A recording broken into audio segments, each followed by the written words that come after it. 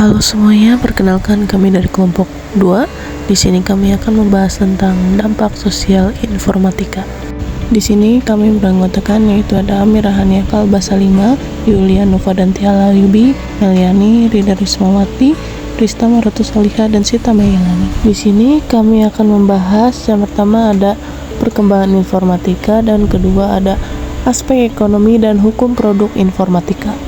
Perkembangan informatika.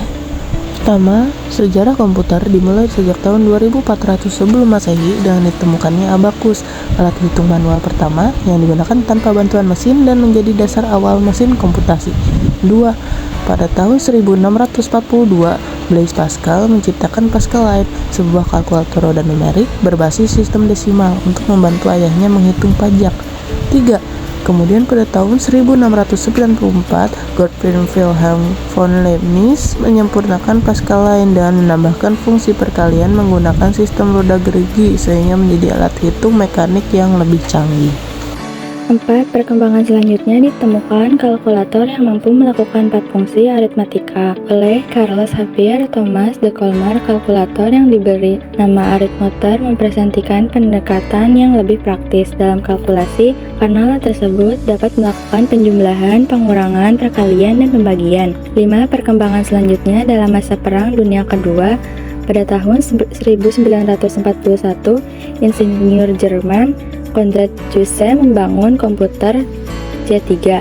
Pada tahun 1943, pihak Inggris membuat komputer pemecah kode rahasia yang dinamakan Colossus.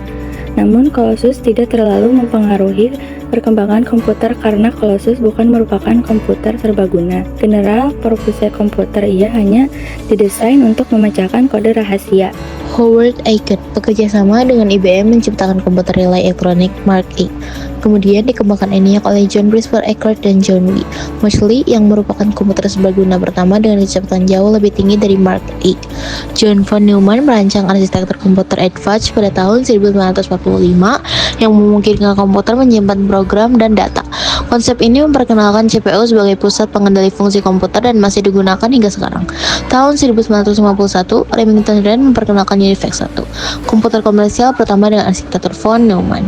Komputer ini menggunakan bahasa mesin dan media penyimpanan berupa tabung vakum serta silinder magnetik.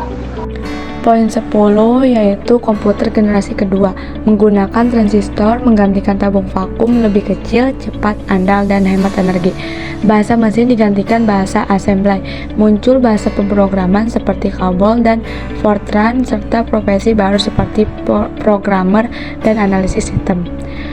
Poin 11 yaitu komputer generasi ketiga ditandai dengan penggunaan IC Integrated Circuit yang membuat komputer lebih kecil dan efisien.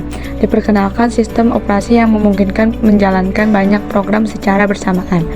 Poin 12 yaitu komputer generasi keempat menggunakan teknologi LSI, PLSI, dan ULSI untuk memadatkan ribuan hingga jutaan komponen dalam satu chip sehingga komputer menjadi lebih kecil dan canggih.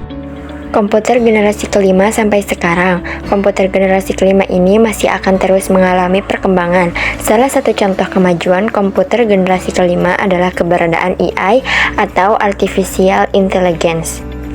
Aspek ekonomi dan hukum produk informatika. 1. Aspek ekonomi.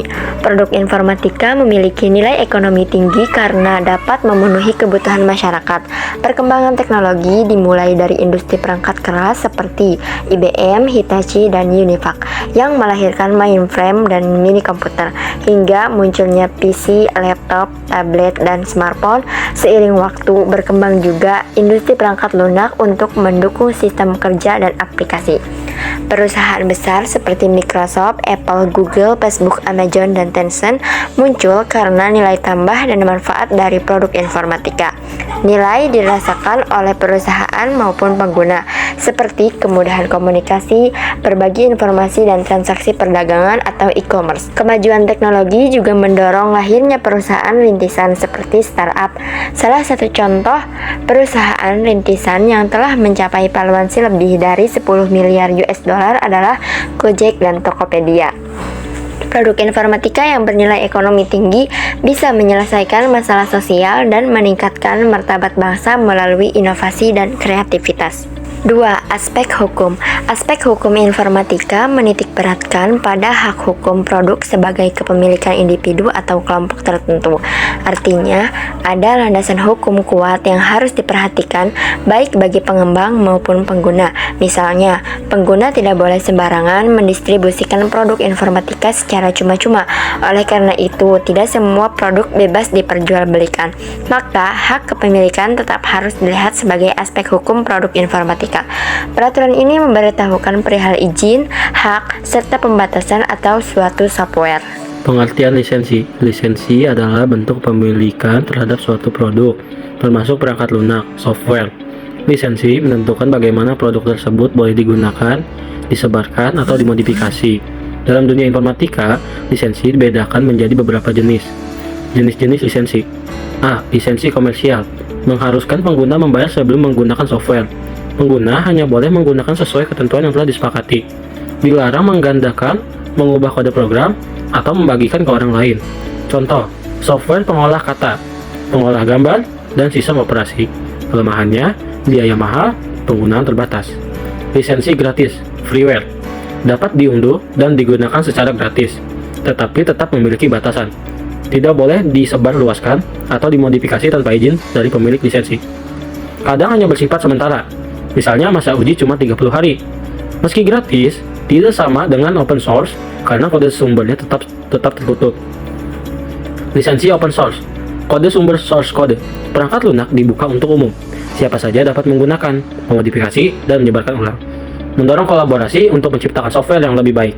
Contoh, Linux, Google Chrome, VPS Office. D. Lisensi domain publik. Perangkat lunak dilepas ke publik tanpa hak eksklusif oleh penciptanya. Bebas digunakan, dimodifikasi, dan disebarkan oleh siapapun. Tidak ada batasan hukum karena sudah dilepas ke domain publik oleh pemiliknya. Kesimpulannya, komputer telah berkembang pesat dari alat hitung sederhana menjadi teknologi canggih berbasis kecerdasan buatan. Selain itu, produk informatika juga memiliki nilai ekonomi tinggi dan diatur oleh hukum agar penggunaannya tepat dan bertanggung jawab.